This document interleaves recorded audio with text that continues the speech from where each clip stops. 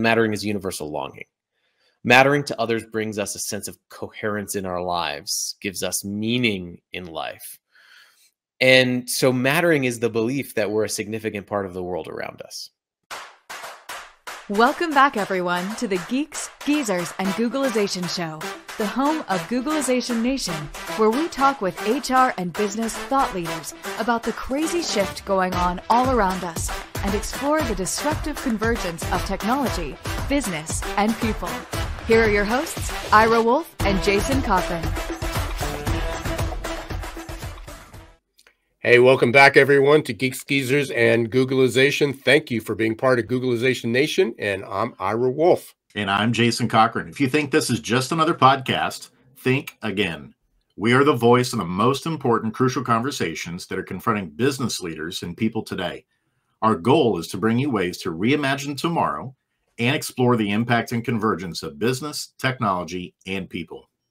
And this episode of Geeks, Geezers, and Googleization is sponsored by our partner, Y Institute, your personal and professional GPS for a meaningful life and purpose-filled career. You'll hear more about the Y Institute and their operating system in just a few minutes. So it's great to be back here, Jason, and thanks for holding down the fort. You had a couple of great interviews with Lindsay Picardo about unlocking generational brilliance, and with Sarah White about some amazing and troubling new HR and workplace trends they came out with in their recent research.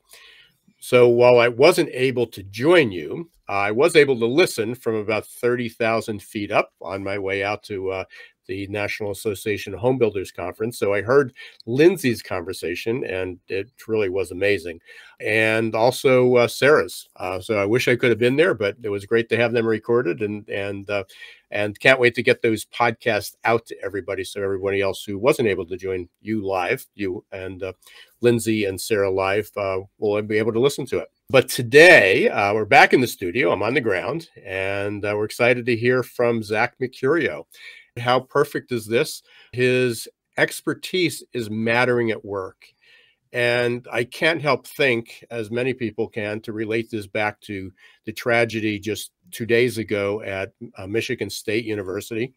And also just a few minutes ago, it was announced that the shooter from the Buffalo supermarket was sentenced for killing 10 people. We tend to forget that the university and supermarkets are both not only places go to learn and shop and buy goods, but they're workplaces. They're workplaces. And mattering at work matters, and mattering in general matters, which leads me right into today's Perfect Labor Storm segment, which for each episode, we focus on a disruptive, surprising, worrisome trend that we believe you should know.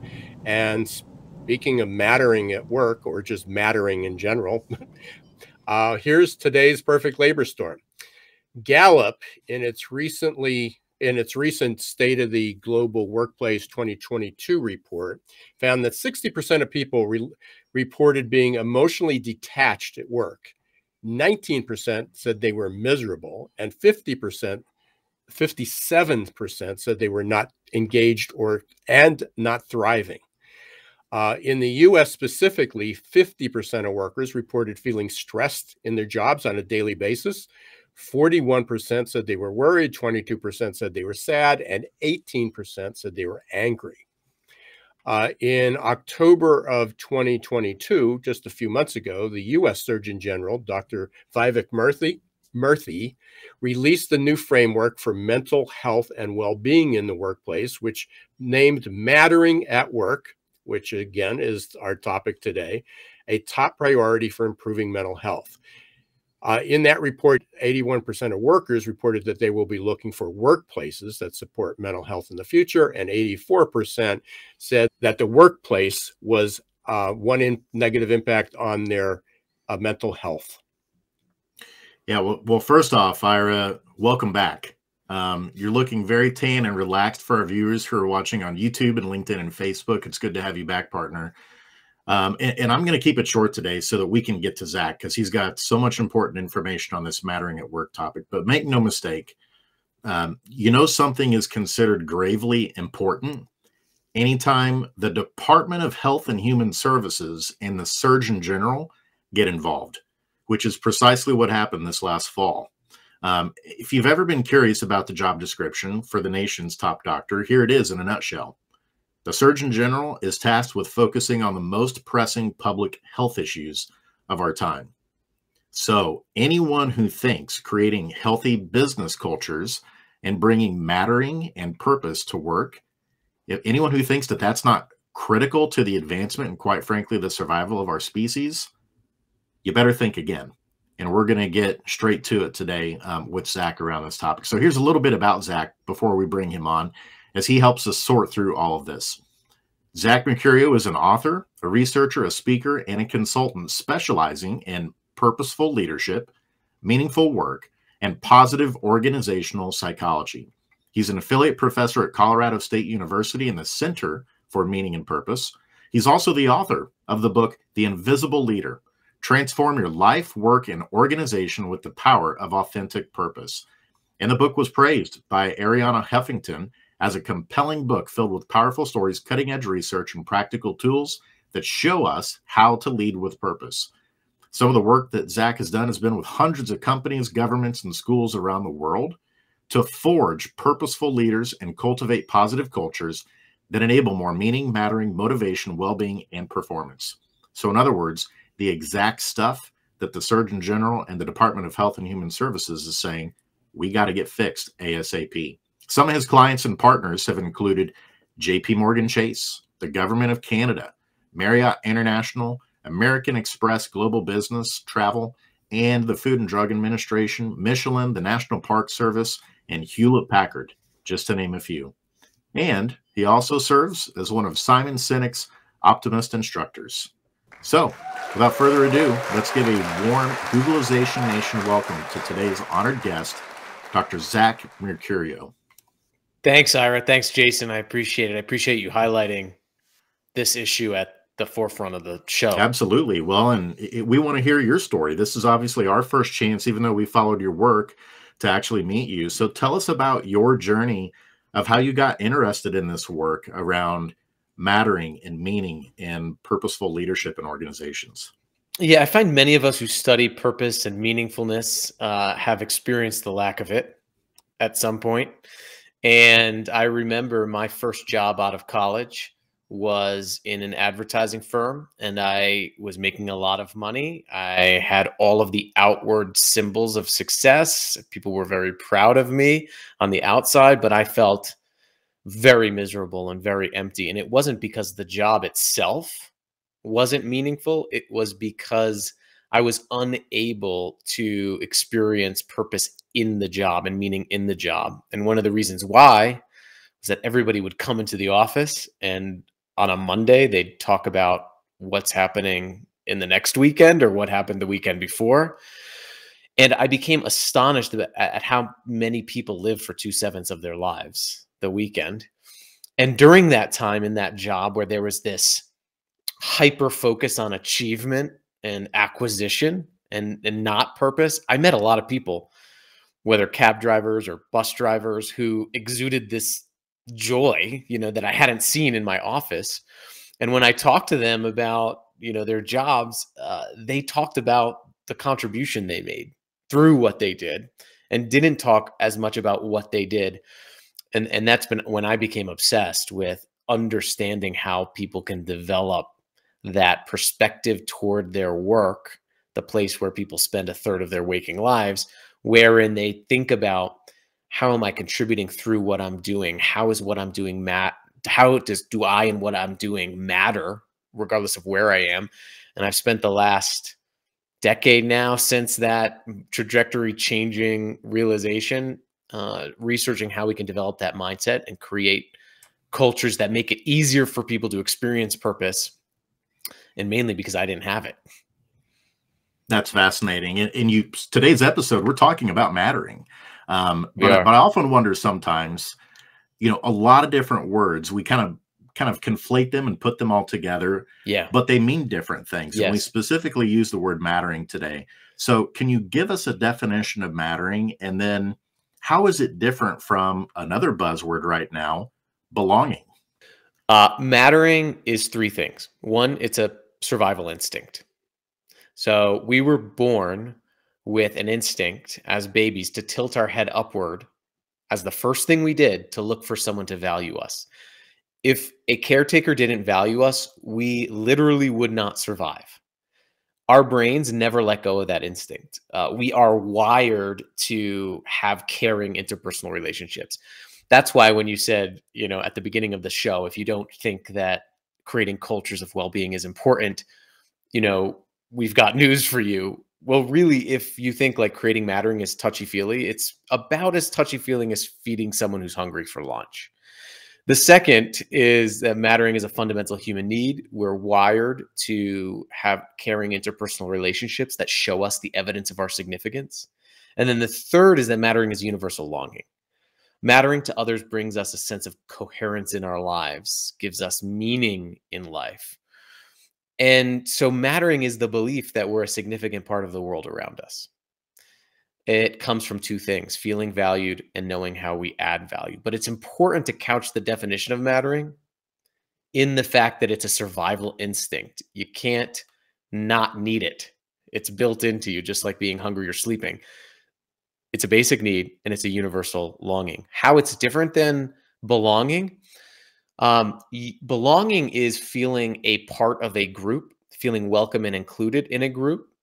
Mattering is feeling significant to members of that group. For example, I may feel like I belong in a relationship, like say a marriage. I may belong in that relationship. I may feel included in that relationship, but I may not feel noticed, affirmed, and needed by my partner. That's the experience of mattering. Both are reinforcing, right? You experiencing mattering from someone else probably increases your likelihood of experiencing belonging. Experiencing belonging in a group gives you more chances to experiencing mattering, but one can belong in a group and not feel like they matter in a group. And it's where a lot of the DEI and inclusion and belonging initiatives fall short, is that they don't talk about and embed the interpersonal practices of creating mattering as part of their strategies. That's fascinating, Zach. And I've got one more question before I'm going to let Ira hop in here and start asking his questions, because I know he's got a bunch too for you. But you mentioned that the core of mattering, that there's a dichotomy. There's two things to it. There's feeling like you're valued, but then also feeling like what you're doing is adding value. Out of curiosity, in the work that you've done in organizations, is there one of those that workplaces tend to do better or worse than the other?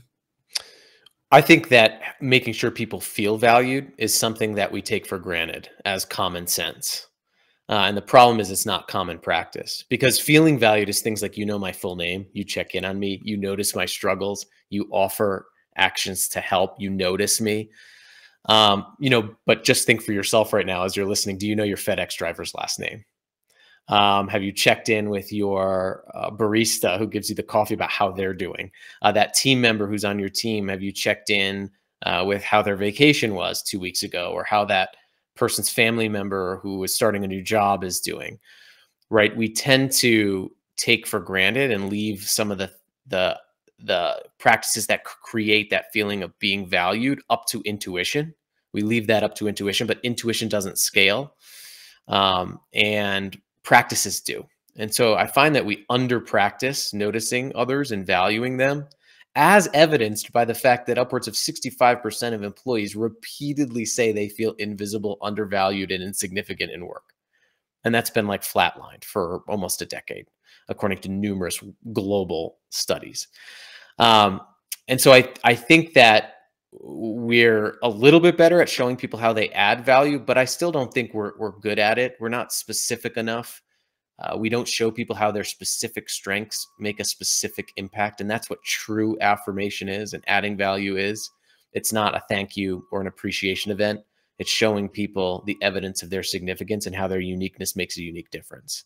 You're much younger than I am, but I'm so happy to hear that your journey was reflective. It's almost self-therapy. It's like, hey, this was missing from my life. And so often that happens, that becomes our pursuit, that becomes our Right. reason, that becomes our purpose. And it takes a while to do that. Now, as an older baby boomer, until recently, it was still, how do I articulate that? And we'll get into talking about the why and Simon Sinek and start with Yeah. why and making that connection. But as you were talking, and this came across my desk maybe a year or so ago, and finally made the connection. Gallup does this what they call a global emotions report. And in there, they ask 10 questions. There's 5 about a positive experience and 5 about a negative experience. Anybody can go up and download it. But it was amazing about, how many people felt sad, how many people were anxious, how many people were worried, how many people felt pain yesterday. And the numbers are astonishingly and terrifying high. But it's not just that we can remove stress. And I think that's one of the challenges that we face. It's like, how do we eliminate stress from the workplace? How do we eliminate burnout from the workplace? Is going to the positive side. But even that, there was, I think it was only 30% or 30% of the people said they did not feel any of these emotions yesterday. They did not feel joy. They did not feel respected. They did not feel that they learned anything. So as you were talking about mattering and belonging, then I guess some of the other buzzwords that come out, and we'll take the eliminating stress and burnout off the table for the moment. But what can we do what can organizations and people do on the positive side to help increase the number of positive experiences that we have? Gallup doesn't talk about they talk about happiness. And we talk more about fulfillment, and then we're throwing in belonging and mattering. So we have all these words out there. Can you help make sense of this kind of word, salad that's out there? Yeah, I'll give you my pitch based on the research that I've done. Mattering has to come first.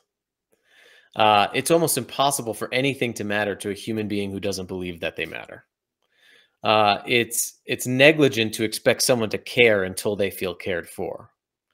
And so what I mean by that is that for someone to experience, say, motivation or joy or positive emotions, they would first have to believe that they're worthy of those positive emotions. For someone to find their why or find their contribution or experience purpose, they would first have to believe that they have something worthy to contribute. If we want people to feel in flow, if we want people to use their strengths, they would first have to believe that they have strengths. And I think, and research is showing that mattering is the missing link. It's the precondition, the prerequisite for all of those things. I think what we do in organizations is we try to apply things like appreciation events or awards or throw more money at people who already don't feel like they matter. And again, nothing matters to someone who doesn't believe that they matter. Now, just think about this morning. If you didn't believe that you mattered, or that your life was somehow worthy of the unrelenting attention you gave it, you probably wouldn't get out of bed this morning. You probably wouldn't do much of anything, right? Every cell in our body has to have the belief that we are somehow significant to animate any action in our life. So I think that organizations can do 3 things and make sure that every person who interacts with another person in the organization knows how to notice people, notice if someone's struggling and offer an action, however imperfect, to alleviate that struggle. Make sure that people feel affirmed, making sure that I can name Ira's unique strengths and show you the clear line of sight between your strengths and the impact, and do that regularly. And then I think organizations need to make sure people feel needed, that people feel indispensable and relied on. We went through 3 years of who's the essential worker. It's kind of ridiculous because it assumes some people aren't essential, which creates, an epidemic of anti-mattering. And great leaders, I think, treat everybody as essential. They throw that old trope of don't forget you're replaceable at work out the window and treat everybody as the irreplaceable human beings they are. And I think only when we do that can we start to experience those things like joy. It frees us up to experience joy. It frees us up to experience relationships. Like for me to build a healthy relationship with you, I have to believe that I'm worthy of being in a relationship with. And when we don't have that, it's really difficult. So that's my pitch for why I think, and the US Surgeon General thinks, that mattering has to come first as a foundation for mental health and well-being. Happiness is a resultant condition. Even engagement, employee engagement, is a lagging indicator.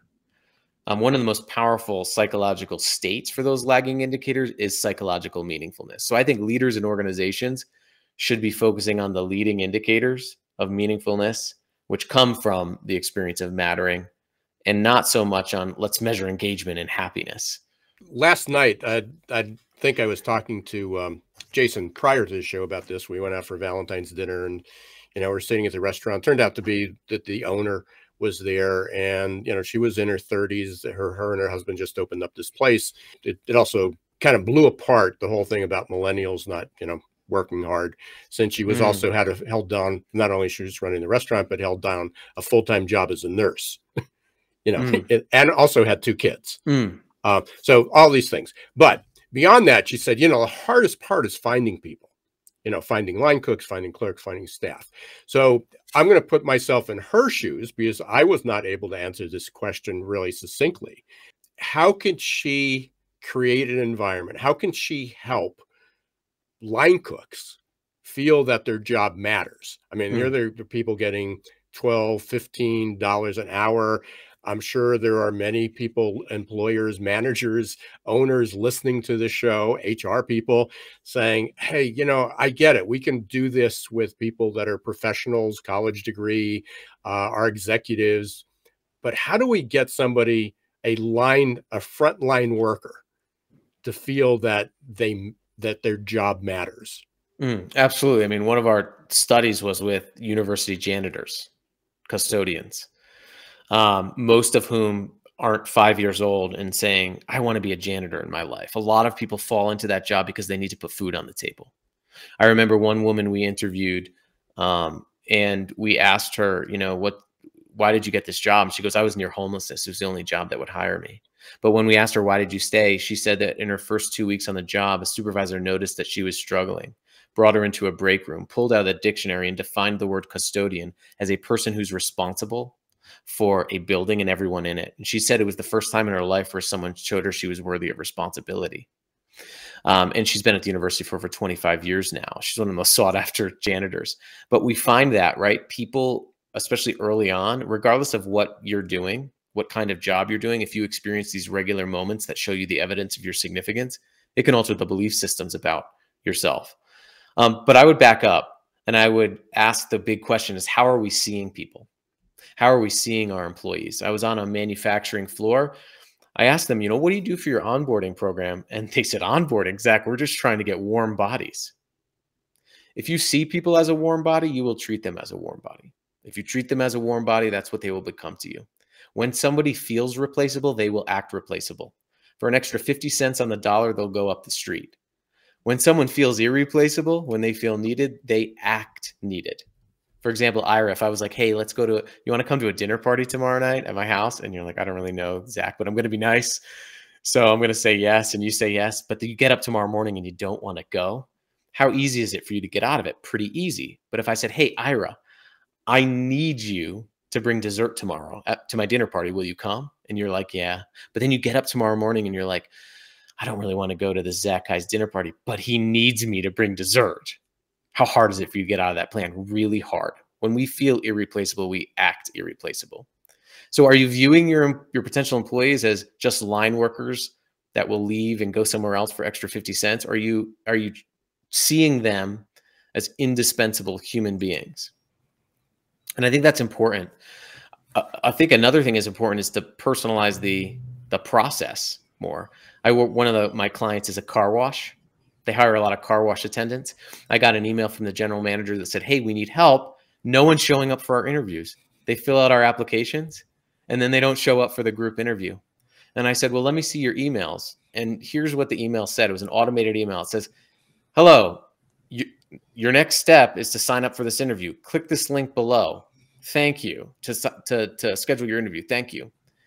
So I looked at the interview and all we did differently is I said, why don't you put their name? Hello, name. And why don't you put something unique about them that you learned about them on their application? Hey, we noticed that you had this experience as a car mechanic. We really use that experience here. It's really needed here, and we can help you build upon that.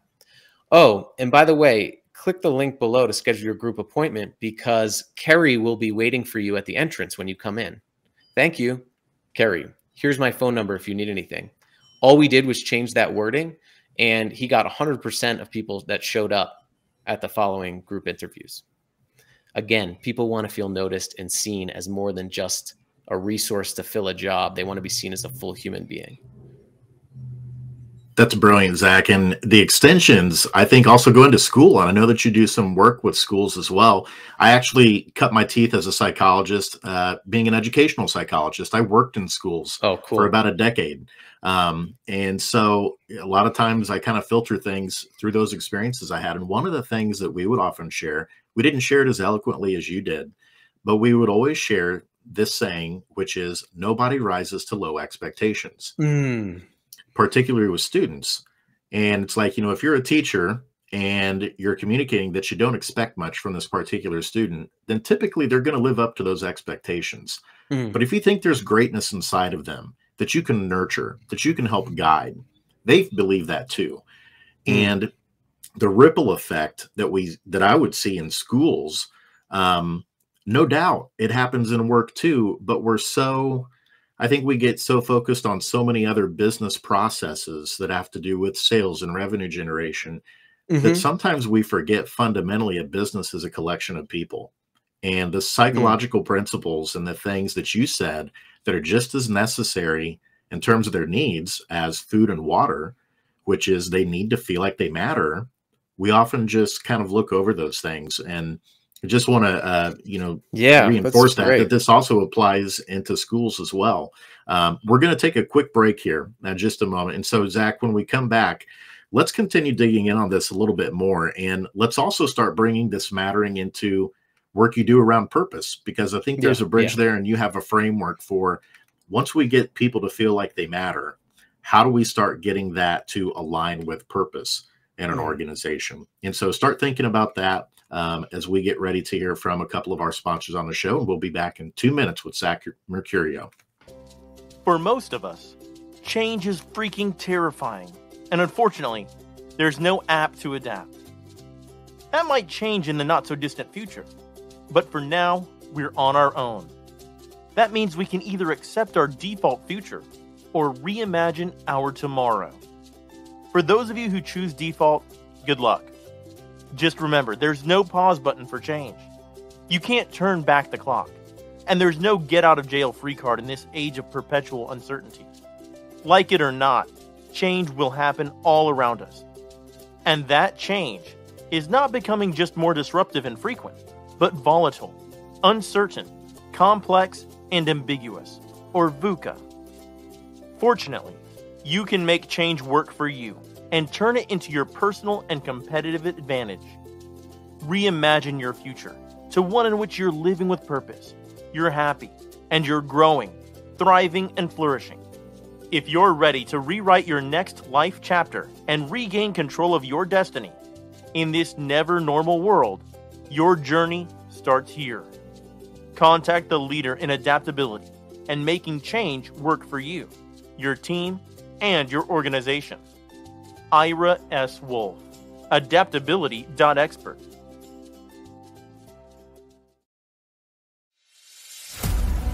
There's a certain kind of coach who believes what we believe, who leads people to greatness, who gets people unstuck, who unlocks all of your passion.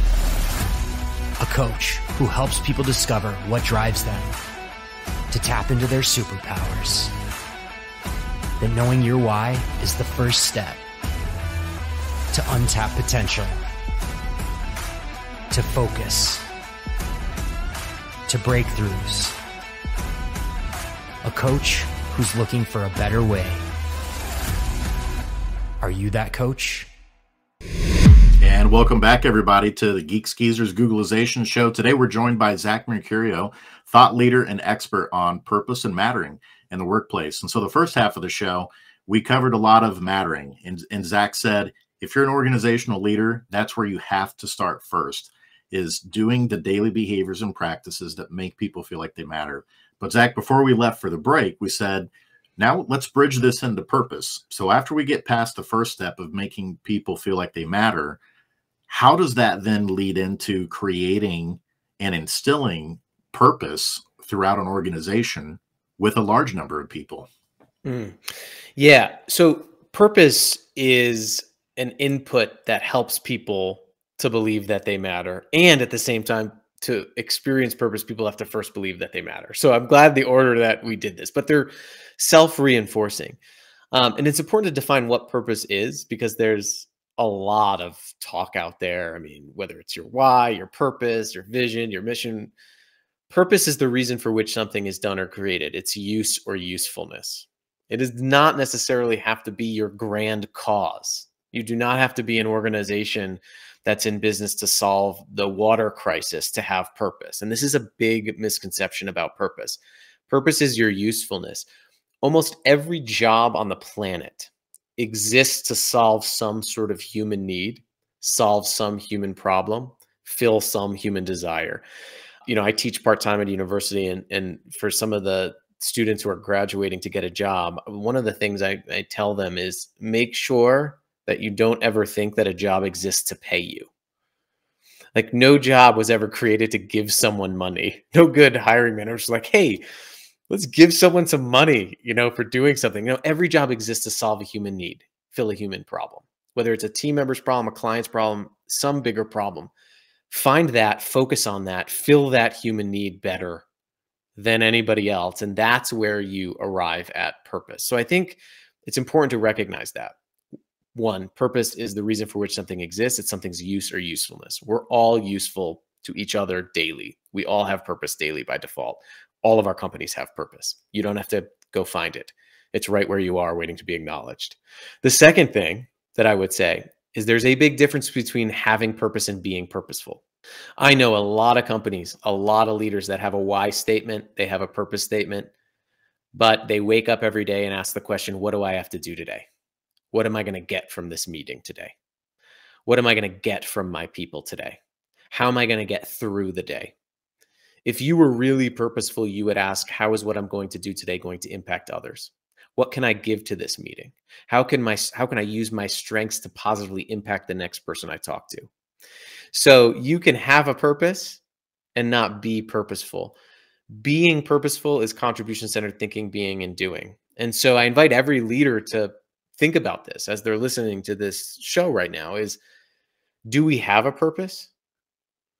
And are we contribution-centered collectively in how we think, how we approach our work, and how we think about our everyday interactions? And there are some things that leaders can do to help people be more purposeful in their work.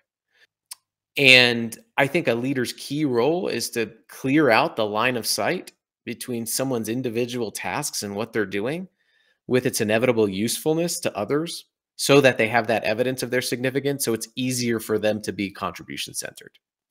I love that. I love that having a purpose is not the same as being purposeful. In the first segment, we talked about just asking people, how do they feel? You shared that. How do you help people feel like they're contributing? How do we bring that out? A lot of managers aren't comfortable. A lot of people aren't comfortable asking those questions. I was listening to Find Your Why by Simon Sinek on the way back. And you know, he talks a lot about that, and it's like, find somebody that knows you but not too well, and that can give you some objective feedback. But you know, having been down this road for a couple decades, is I know there are people that are just not comfortable having that conversation to be asked that, because people being vulnerable, sharing what, you know, why are they having a bad day, what matters. They may be embarrassed to say they're sleeping in their car. Food on the table, they can't take their child to get care, whatever it might be. Any tips, I mean, that how we can get people more comfortable? One is asking those questions in a way that makes people okay to answer. Yeah, so there's a couple things I'm hearing you're asking. One is around having the conversations with individuals about their purpose. And the second is having conversations which allow you to gather enough data about the person to be able to notice them and show them that they care. The first question, I think that we overcomplicate purpose, and we think it's this huge idea. But I like to break it down to three things. If you're uncomfortable talking about like, hey, what's your reason for existence, which I don't blame you. You break it down into the components of purpose. One, which is passion, what you love to do. Hey, what do you do on a daily basis here that makes you lose track of time? What is something that if I were to interrupt you doing that you'd be mad at me? What are those things where you would do it all day? Those are the things people love, right? Passion. The second is ask some questions about talent, right? What do other people ask you to do here that you're just good at? What do other people come to you for? Whether it's in your family or your friends, what do people come to you for? Like for me, like I'm really good at booking travel and researching things. I can have all the tabs open, right? Doesn't mean I love doing it, but I'm a pretty good systems thinker. And so that's something that's part of my purpose is helping people see those bigger patterns in their lives to realize their own significance. And then three, ask them about impact. So passion, talent, and impact. What bothers you about how our team's operating? What do you think can be better about people's lives here, about the world? How do you think you can use your passions and talents to make the world better? I mean, it's a breaking it down into these types of questions that I think are powerful. And then with your question about really getting to know people, ask people questions that people can actually answer, right? So instead of like, how are you? Ask a question like, what has your attention today? What have you been thinking about most today? What's been like dominating your thoughts today? Or another question that's a low entry point is just asking, what's something that I might be able to help you with? What's a burden? What's something that's a workload that you have that I may be able to help with? What are you struggling with? What was the most meaningful part of your day? Right. Oftentimes when we start asking these entry point questions, we start cracking open the space a little bit to get to know people and to notice them. And when we ask questions about their purpose, we can help affirm them as well. So it sounds like, Zach, we need to instill some Sherlock Holmes mentality with a lot of our leaders in terms of being able to ask better questions with people. Yeah. Yeah, I mean, and think about all the ways where you can do that. Your one-on-ones, your meetings. I was observing a client, one of their meetings they have. It's a coaching client, and he started the meeting saying, and I see this all the time, so it's not just him, but he started a meeting saying, "Hope everybody's doing well." Right? People don't need your hope. They need your support, and they need you to know them. Or, how's everybody doing? Good. Right? It's those types of things that actually shut off noticing people. Or we just jump into agendas. Like as teams, we jump into what we're doing with each other without spending our rare time together talking about how we are with one another. So do you spend more time in your meetings talking about what you do, which in that case, that could be an email? Or do you spend your time creating the space for people to talk about how they are, how they're working together, how they're feeling? That's the stuff that can't be replicated in an email. And with that, the last question from me before I know Ira's got another one or two he wants to ask before we get to the lightning round.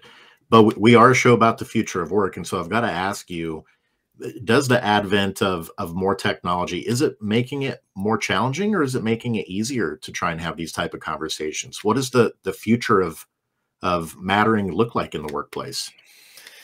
Yeah, there's some organizational psychologist peers that would disagree with me, but I do think that human beings were meant to be with other human beings. I don't think that we were built to sit by ourselves all day. It's just not how we're wired. And so I think that if you're in an environment where you can get people together to see people, to experience people's nonverbal interactions, to be able to see a full person, I think that's important. However, I don't think technology is bad. I think how we use it is bad. For example, if we used Zoom instead of using it to be more efficient and to get through what we have to get through, and we thought about using it to create a sense of mattering and to notice, affirm, and need all of our people, it would look much differently of how we use it. I'm shocked at how many times I'm on a virtual call and somebody says, I know nobody wants to be on another Zoom call, so we're going to get through this as fast as possible. Great. I really feel excited to be here. You just told me that everybody doesn't want to be here and we're going to get through this as fast as possible, right? We do these little things all the time. So again, I think that if we can use technology, you know, and I like human-centered design, and we can design our technological philosophy and adapt our tools to use it by thinking about the human outcomes we want versus just the business outcomes we want, I think we'd all be a lot better off.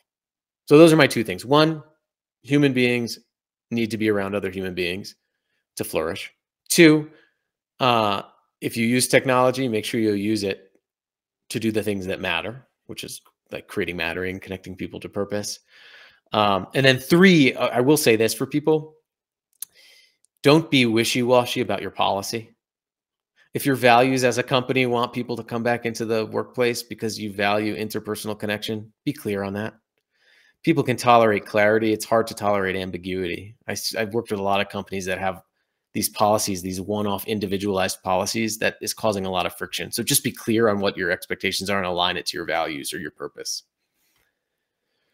Well, the ESP, well, as my wife says, the ESPN, but the ESP, the telepathy was going on. So you actually asked the question and answered the question that I was going to talk about was, where does all this fit into remote work? And, you know, with a lot of controversy, you know, going on, and the fact that we just need to learn how to use technology better. For some, I mean, they found their purpose, they found their meaning, they feel that they matter more, that they're now at home, they spend time with their kids. They're not spending 4 hours a day in a commute, so they can actually do what they enjoy doing, which is not driving. So there's a combination there that it really creates opportunity. But you're right. I mean, there are times when we do need to be in the same, we should be in the same room, but people blame the technology for, you know, the problem, or our, as I keep saying, our inability to use the technology in an effective way to be able to create those connections. But if managed, you know, I go back to Gallup's report, you know, everybody says, oh, we want to go back to normal the way it used to be. Well, yeah, 70% of the population of the workers were disengaged. That was normal. Right. Is that where it wasn't good before, right. And then we threw technology into the mix, and you know, I talk about VUCA. That was my TED talk. You know, I've been talking about it for 20 years. You know, volatility, uncertainty, complexity, and ambiguity. And you just talked about ambiguity. That's always there. That's pervasive. It's in the air. It's in our environment. Yeah. And our life did get a lot more volatile, uncertain, complex, and ambiguous. So, you know, being in person doesn't make that easier. Yeah. And I think sometimes, going back, because you raised a really good point, I think sometimes we oversimplify things. Like, remote work is always good. Coming into the office is bad, right? That's how pop psychologists get viral LinkedIn posts, right? This is good, this is bad. The remote work, right? Remote work reveals something too about us. Like, for example, you mentioned, what does it really reveal? Well, people value their full lives as human beings. They like to be available to take their kids to doctor's appointments, or to work on a hobby, or they like to be able to have some time to think, meaning they like the ability to be able to be a full human being, experiencing the fullness of life. I think that's what we should abstract out from this affinity for remote work, and say that, yes, that gets at what we started this whole conversation about, which is that human beings want to be noticed as their full human beings. And that's one thing I think, no matter where you stand on remote work, that we can all learn, and we can all agree that we've come to understand that human beings are full human beings when they're working. And I love the caution of the pop psychology there, Zach. It takes me back to one of my first classes with my major psychology professor in college. And the first two words he said were, the two words that are the most important in social science research, he said, are this: it depends. Absolutely. And I think that's a great reminder that you just gave all of us, is to not, get caught up in these all bad, all good scenarios. So much of it depends on jagged profiles. That's what people are. And it depends on your context and circumstances. So a great reminder there. And I'll add on one final thing. question. Can I add one thing? Oh, yeah. It leaves out about 60% of the workforce who's in the service-based industry that can't remote work, right? Like a trucker can't remote work. Right. A distribution center That's right. packer cannot remote work. The person cleaning the plane when you get off cannot work remotely. Most people cannot work remotely, yet our conversations about work focus on the 30-40% of knowledge workers who can. When we think about the future of work, we need to be thinking about the future of workers, not just of work. And it needs to encompass all of work. So like you said, it depends. It depends on the context of what we're talking about. So any leadership advice you see, take and really think about, in my context that I'm an expert in, how can I optimize this and make this work? And I think that'll make us all better. So sorry to interrupt, but you sparked that. So it was a good thought. No, that was perfect. Perfect add-on there, and a great reminder for our folks to take that into consideration. And so I'm going to kick it over to Ira. He's got one final question that we usually like to ask our guests. And then, Zach, we're going to go right into the lightning round to get to know you a little bit better. Cool. What was one question we should have asked you, but we didn't? I think one question that you could have asked was, what should a leader who wants to do something do next? Well, I got a great question to ask you. One final question. What can a leader do next after listening to this? Yeah. Because I know, like, I've gotten to be a guest on a lot of these great shows, and this is a great conversation. I've listened to a lot of them. I've watched a lot of TED Talks, but I'm often left overwhelmed, with like, oh, I should create mattering. Now what? It's like, oh, I should eat better. And then I Google it, and it's like, I have way too much. I don't know what to do. I think the first thing that a leader can do is to self-assess themselves. Do like a gut check for yourself around those three areas: noticing, affirming, and needing. I think that models are helpful because, and I part of my life is in academia, so I like models, but I think they're really helpful because they give us a lens and a way to define something that can be really ethereal and hard to put our hands around. So do I make the people around me on a daily basis feel noticed? What am I doing to notice people? And how can I help people feel more seen? Who do I need to check in on? And just start it in your personal life. Who do I need to follow up with? The second is affirmed. Who around me don't I know about in terms of their unique strengths? Could I name everybody's unique gifts around me? When's the last time I showed them what their unique gifts are? And just kind of write a note to yourself. And the final piece is, when's the last time I showed someone they were needed? When's the last time I said these 5 words, if it wasn't for you? And show them that I was relied upon. I think that self-assessment on noticing, affirming, and needing can really help you zero in on where to focus your attention after a conversation like this. Zach, that was a brilliant question and answer there that you just provided. Like, seriously, I can't believe how quickly we've gone through the show. We've already come up near the end here. And we're going to have to get you back on for a part 2 because we just scratched the surface today. Yeah. There's so many practices. Yeah. Exactly. And so I feel like today was kind of like getting through the theory, and maybe the next time we have you on, we'll get into more of the application like you just got into. Yeah, that'd be awesome. Cool. Well, here we go. Let's get to know you a little bit better. I'm going to send you 3 questions your way to get to know you a little bit better on a personal level. So let's start with this one. Who is your favorite band or musician? Foo Fighters and Dave Grohl. Awesome. Yeah. Read his memoir, The Storyteller. It's really good. I'll have to do that. They were here a couple years ago. Oh, awesome. There's a music venue just across the street from where I live, like about 200 yards here in Indianapolis. And he broke his foot. Oh, you were there? Like yeah. I was there. Yeah. He did the show on a throne. Yeah. I'm like, if you're going to break your foot, one way to come out and just nail it is to play guitar and sing from a throne. So love the Foo Fighters there. Yeah. How about this one? If there was one person in the history of the world that you could spend the day with, who would it be? Right now, just because I just finished his second book, Viktor Frankl, who wrote Man's Search for Meaning, and really was the person who popularized in a good way the need for meaning before anything else. And I think if he were still around today, he would probably latch on to the mattering idea as almost a better term for it. But just the fact that he endured some of the most hellish conditions on earth, a concentration camp, and was able to experience and craft meaning into that experience is really remarkable. And so I'd want to talk more about how dig into how he did that. What can we learn from a practice standpoint? That's awesome. One of my favorite books and authors as well. And I got to think, just like you said, he would probably be very fascinated and appreciative of the work that you're doing as well. And then the last one here, how about a superpower? If you could pick any superpower in the world, what would you pick and why? To feel what other people feel. An empathy calibrator. Spoken like a true psychologist. Like to be able to actually feel the sensation of someone's struggle, because I think that would motivate a lot of positive action. That's really insightful and deep. I love that.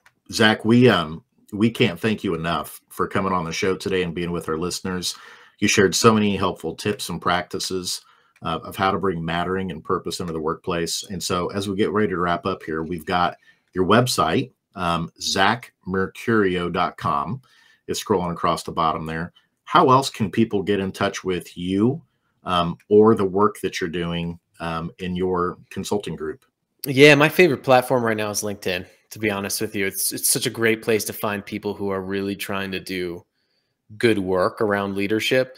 And so I'm always adding insights, and there's a great community there. So it's just Zach Mercurio. I don't know how many of us there are, but you can search for me. You can probably find me, the meaningfulness guy. And love to have you as part of my community there. Perfect. And the name of the book again that Zach wrote is called The Invisible Leader: Transform Your Life, Work, and Organization with the Power of Authentic Purpose. And you can find it at Amazon. You can also find it at his website, zachmercurio.com. Thanks so much for being with us today, Zach. Yeah, thanks so much. It was fun. Zach, one of my measures is always how quickly do I want to go back and listen to this again, and it's going to happen real quickly. So, me too. Yeah, I want to go back and listen too to this, because that's what happens. You get in the flow of a good conversation, and I want to know what we talked about. Exactly. Absolutely. So, we'll definitely have you back. Have a great day. Thank you. You too. Bye. Ira, seriously, that was absolutely incredible. We can't thank Zach enough for being with us. Let's start off with you. I mean, I know you were taking notes over there because I saw you with your head down scribbling, just like I was too. There was so much good stuff. What were the big takeaways for you today? I mean, there's so many. You're right. I have 2 pages here. I think one was understanding the difference between mattering, the conversation we had about mattering, belonging, purpose. Love his definition of purpose. I mean, it's just an input to help people. But purpose is your usefulness. It's nothing more. It means a lot, but it's nothing more. And you and I talk about why all the time. And I think purpose is just thrown out there as this holy grail, this magic bullet. If you can find your purpose, you got it. You solved all world's problems. And really, everybody has their purpose, but it doesn't necessarily mean that they feel that they matter. 100%. That was a big eye opener for me today too. And then the other one, if Zach has not trademarked or copyrighted this, he absolutely should. He said, intuition doesn't scale, behaviors do. I thought that was brilliant. And then he went specifically into the 3 behaviors that leaders need to do in their organizations to build mattering. And those 3 were: you need to notice, you need to affirm, you need to tell people that they're needed. I just thought that was brilliant, that we sometimes make things way too complex, I think, when it comes to our people strategy. But the building block of anything that you do with your people, if they want the work to matter, if they want to drive value in the marketplace, they have to feel like they matter. And as leaders, the 3 things you can do that Zach said today, the behaviors are: notice, affirm, and tell people that they're needed. And so with that, we want to thank you for tuning in today, Googleization Nation. If you haven't liked and subscribed to the podcast, please do so. Because of you, we're in the top 1% in the world in global popularity of all podcasts. We're also in the top 100 for business management and in the top 100 for thought leader podcasts. So thank you for listening and tuning in, and drop us a review if you like what you hear, or just let us know who are some additional guests that you'd love to come see be on the show with us. So until next time, I'm Jason Cochran signing off. And I'm Ira Wolf. And again, thank you very much for being part of Googleization Nation. Special thanks to Y Institute for partnering with us and sponsoring this episode. It was quite appropriate. And Zach queued us up pretty well for a special event we're having in 2 weeks about remote work, some of the challenges. And we have Kate Lister on as one of the panelists. We have Gad Lebanon, who's the chief economist at Burning Glass Institute. And we also have Jeff Abbott, who's CEO of Ivanti, a cybersecurity company. So Zach provided us with a whole lot of questions we need to put in there. So how does mattering at work, what's their perspective of mattering at work in a remote world and in every place and in everywhere workplace, which is Ivanti's theme. So until next week, thank you very much for being part of Googleization Nation. Thank you for listening to Geeks, Geezers, and Googleization. And don't let the shift hit your plans.